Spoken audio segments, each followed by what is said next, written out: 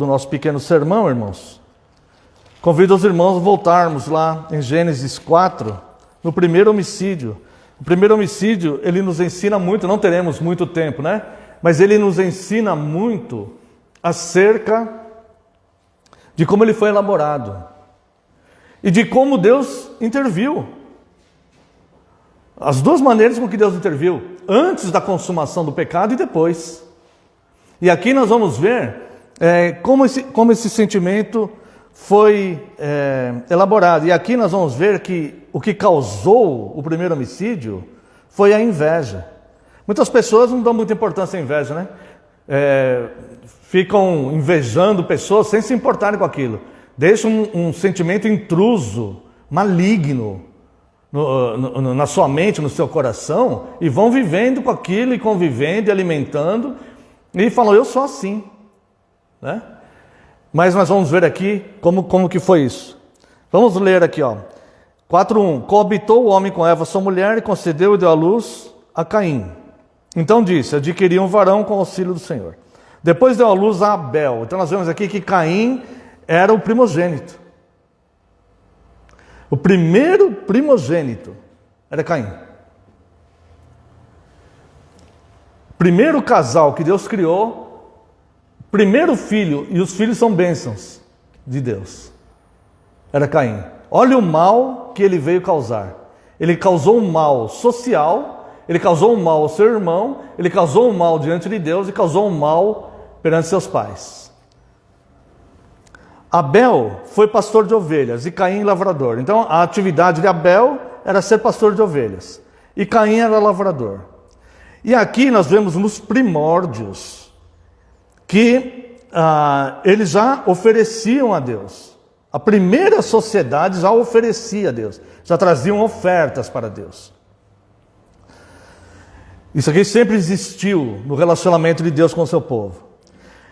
Agora olha só. Aconteceu nos fins de uns tempos, verso 3, trouxe Caim do fruto da terra uma oferta ao Senhor. Verso 4, Abel por sua vez trouxe das primícias do seu rebanho e da gordura deste. Olha só, Caim, ele pegou do fruto da terra uma oferta para o Senhor. Ele falou e pegou qualquer coisa, ele era lavrador, ele falou e pegou qualquer coisa para o Senhor. Está dando para entender? Olha só que vai gerar o primeiro homicídio, irmãos. Foi lá e pegou alguma coisa, falou, vou dar para o Senhor isso aqui. A postura de Abel. Abel, por sua vez, trouxe das primícias do seu rebanho e da gordura deste.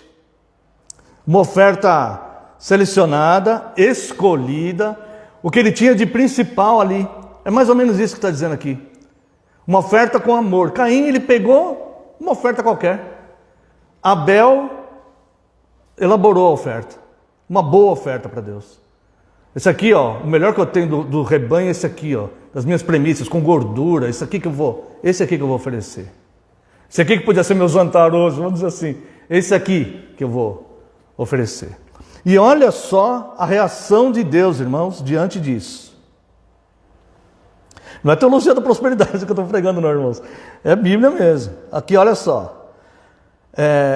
Então, Abel, por sua vez, trouxe das primícias do seu rebanho, verso 4. Segundo parágrafo aqui do verso 4. Agradou-se o Senhor de Abel e de sua oferta. Ponto 1. Abre um colchete lá, A. Agradou-se o Senhor de Abel e da sua oferta. Abre o colchetinho, B. Ao passo que de Caim e de sua oferta não se agradou. Note que Deus não somente se agradou da oferta de Abel. Deus se agradou de Abel. E Deus não somente se desagradou da oferta de Caim. Deus se desagradou de Caim. Deus se desagradou de Caim e da oferta dele. E Deus se agradou de Abel e da oferta dele. Como que o Caim reagiu?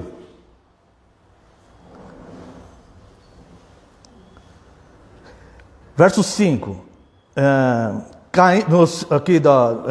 Ao passo que de Caim de sua oferta não se agradou.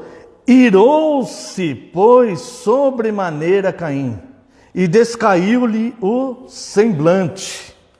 Ou seja, Caim ficou perturbado, descaiu o semblante, ele ficou perturbado, ele ficou incomodado, ele não aceitou aquilo, ele ficou contrariado.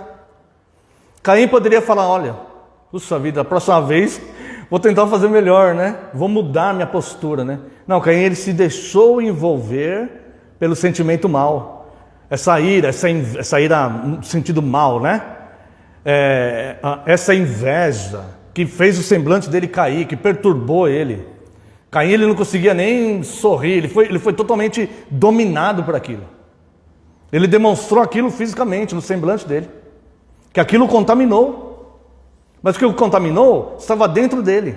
Nós somos tentados pela nossa própria cobiça, porque Deus não tenta ninguém. Deus agiu naturalmente. Eu aceito e me agrado disso. Eu não aceito e não me agrado aquilo. E Caim, ele não aceitou a postura de Deus, a santidade de Deus. Não, para ele, Deus tinha que agir de forma diferente. Deus não tinha que agir daquela forma. Aquilo o indignou. E ele começou então a desenvolver inveja contra o seu irmão. Mas olha só, irmãos. Deus percebe isso, obviamente, pela sua onisciência. E Deus vai intervindo na vida de Caim, antes de Caim cometer o mal. Assim são as escrituras hoje. Se você parar para pensar, Deus está intervindo na vida das pessoas, na vida da sociedade, através das suas escrituras, da sua santa palavra, antes de nós cometermos o mal. Existem as advertências aqui. Existem o suporte, todo o escape para as nossas tentações está aqui. Todo o ensino, toda a receita, todas as prescrições para nós não alimentarmos os desejos avarentos, maus, de inveja, de ódio, estão aqui na Santa Palavra de Deus. Então Deus intervém nas nossas vidas hoje, não só da igreja, mas do mundo, porque a Bíblia é domínio público. Qualquer pessoa pode ler a Bíblia em qualquer lugar. Basta entrar no Google aí, ela vai ler. E aí, irmãos, olha só, Deus intervém. Então, verso 6, então disse o Senhor, por que andas irado e por que descaiu o teu semblante? Agora olha só o que Deus fala. Deus entende aqui que Caim, ele se sentiu preterido. Deus entende isso, que Caim se sentiu preterido. Então Deus ensina o Caim. Olha o amor e a preocupação de Deus aqui, irmãos. Deus não falou assim, olha, você se vira aí, porque teu irmão fez a oferta que me agradou. Você não me agradou não, do jeito que você fez. Então o problema é teu, não é isso que Deus faz. Deus vai nele, que estava passando aquele conflito interno, que estava sendo consumido por aquele mau sentimento. E se algum dia nós estivermos numa situação igual, com conflitos internos e sendo consumidos por maus sentimentos, irmãos, o caminho é Bíblia. Leia a Bíblia. Para lá, começa a ler. Deus vai falar com você da mesma maneira que Deus interviu aqui, Deus vai intervir na sua vida e vai te orientar. Certamente. Eu sou testemunho vivo disso que várias vezes, sentimentos que não procediam de Deus estavam me dominando. E através das escrituras, entra no quarto lá e lê, e Deus começa a falar com você, e Ele fala exatamente dentro da situação que precisa. É um mistério, é sobrenatural isso, né? Mas é um fato. E Deus então ele intervém aqui, ó. Então disse o Senhor, porque andas irado, porque descaiu o teu semblante? Agora olha só a preocupação de Deus com ele. Deus vai exatamente no que ele estava sentindo. Se procederes bem, não é certo que serás aceito? Caim estava se sentindo rejeitado. Minha oferta foi rejeitada, Deus não se agradou de mim. E Deus fala para ele, se você agir certo, não é certo que você será aceito? O que Deus está falando é o seguinte, não, Caim, não é que teu irmão é mais bonito que você, não é que teu irmão é mais forte que você, não se trata disso. Se trata de atitude. Atitude.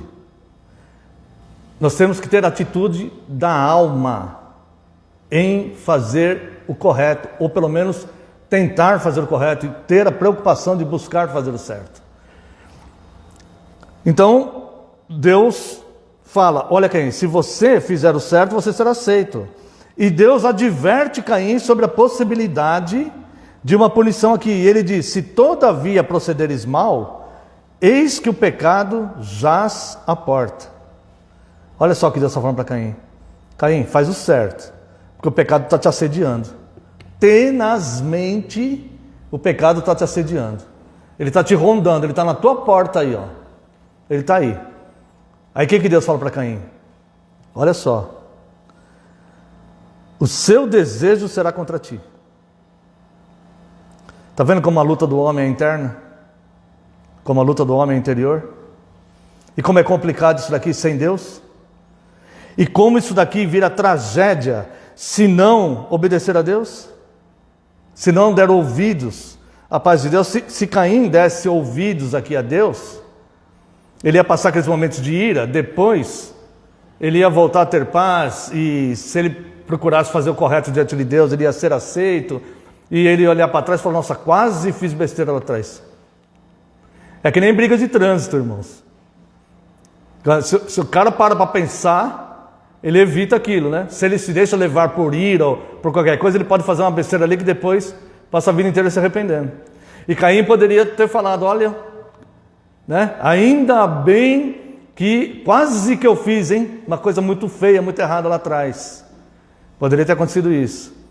Mas Caim rejeitou a intervenção de Deus. Se todavia procederes mal, eis que o pecado está à porta. O pecado está aí te assediando, e o seu desejo será contra ti. Agora olha só, Caim. Você está divertido, e eu estou aqui. Cumpre a ti dominá-lo. Cumpre a você dominá-lo. É isso que Deus está falando. Deus está lhe dando todo o suporte, né? Mas o texto segue, né? Verso 8. Disse Caim a Abel, seu irmão, vamos ao campo. Veja que Caim continuou planejando o mal aqui, né? Apesar da intervenção de Deus, apesar de saber a postura de Deus, apesar de Deus ter falado para ele abertamente, não, Caim, se você fizer o certo, você vai ser aceito também. Eu não estou te excluindo, você não está excluído. Não está excluído. Certo? Apesar de ter essa ciência, de saber isso, Caim deixou esses sentimentos dominar a mente dele e foi alimentando aquilo. Porque quando ele fala para Abel, vamos lá no campo, você vê que já é um dolo, né? Ele elaborou aquilo, né? Ele já está com a intenção, né? E disse Caim a Abel, seu irmão, vamos ao campo. Estando eles no campo, sucedeu que se levantou Caim contra Abel, seu irmão, e o matou. E o matou. Então, vamos ver aqui o que eu fiz. No fim, irmãos, o que nós podemos tirar de lição disso daqui? Deus interviu, Deus mostrou, Deus falou, Caim rejeitou, tá? E nós vemos aqui diversas outras passagens, né? Como Números 35, 33, que nós não temos aqui, que não temos tempo de ler, mas diz que a única expiação que haverá pelo homicídio é o sangue do homicida também ser derramado. É a morte do homicida. Então nós vimos aqui, irmãos, que o sexto mandamento, ele abrange